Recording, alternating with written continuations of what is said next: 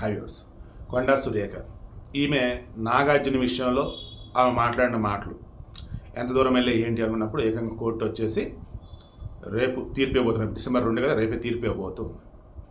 Already భారతీయ న్యాయ సమితి BNS కింద సెక్షన్ 350 కింద కేసు కూడా నమోదు చేయమని అన్నారు. రేపు ఆమె కోర్టు హాజరవ్వాలి.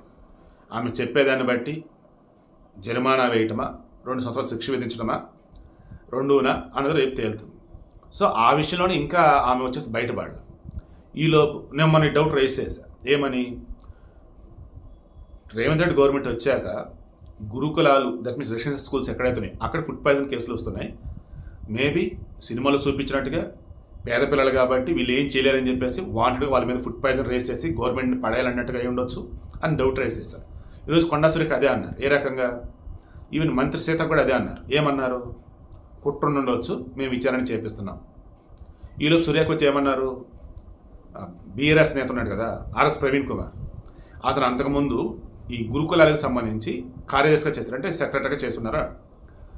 సో ఆయన హయాంలో ఆల్మోస్ట్ మొత్తం నడుచున్నాయి. గతంలో మన కేసీఆర్ ఉన్నప్పుడు మంచి పేరు కూడా వచ్చింది ఈయన హయాంలోనే. సో ఈయనకి ఆ స్టాఫ్ అంతా తెలుసు. ఆటోమేటిక్గా ప్రభుత్వం చెడ్డ పేరు రావాలంటే ఆ స్టాఫ్ని యూజ్ చేసుకొని ఇదిగో ఈ రకంగా అమాయకుల్ని బలి చేస్తున్నారు, అందులో పాపం ఒక అమ్మాయి చనిపోయిన శైలజ అని చెప్పేసి ఈయన ఆర్ఎస్ ప్రవీణ్ కుమార్ వచ్చేసి నిరూపించు, లేదా సిఐడికి ఇవ్వు, లేదా సిబిఐకి ఇవ్వు, నేనుగా ఊరుకునేది లేదు, అయినా నీకేముందిలే, పబ్బులు, పార్టీలు, బీర్లు, బిర్యానీలు ఇవి తప్ప నీకేం తెలుసు, మా పిల్లల కష్టం మీకే తెలుసు ఆయన మాట్లాడుతూ అన్నాడు. సో నేనేమంటానంటే, ఒక మంత్రిగా ఉన్న, ఒక కామన్ మ్యాన్గా ఉన్న, ఒక జర్నలిస్ట్గా ఉన్న, ఒక సీరియస్ ఎలిగేషన్ చేస్తున్నప్పుడు ఖచ్చితంగా మన దగ్గర ప్రూఫ్ ఉండాలండి. అది లేకుండా మనుషుల ప్రాణాలకు సంబంధించి కానీ ఏకంగా ప్రజలను భయభ్రాంతికి గురి చేయడం అనేది ఉన్నప్పుడు ఇంకా ఒక రకం చెప్పాలంటే సమాజంలో దాన్ని ఏం చెప్పాలి, గొడవలు రేకెత్తించే విధంగాను ఉండేటువంటి స్టేట్మెంట్ ఇచ్చేటప్పుడు చాలా కేర్ఫుల్గా అయితే ఉండాలి. ఇప్పుడు ఆర్ఎస్ ప్రవీణ్ కుమార్ ఇది వదలనని చెప్పేసి ఆయన అంటాడు. మరి ఆయన ఎంత దూరం వెళ్తాడో చూద్దాం. ఈమె వచ్చేసి మొన్న నాగార్జున విషయంలో కూడా ఇదే అన్నారు. ఏమని? నా దగ్గర ప్రూఫ్ లేకుండా నేనేం మాట్లాడను అన్నారు. ఇప్పుడు మరి ఇక్కడ ఈమె దగ్గర ఏం ప్రూఫ్ ఉందో, గురుకుల స్కూళ్ళలో వచ్చేసి ఫుడ్ పాయిజన్ అవ్వడానికి ఆర్ఎస్ ప్రవీణ్ కారణం అని చెప్పేసి మరి ఆమె దగ్గర ఏం ప్రూఫ్ ఉందంటో చూద్దాం.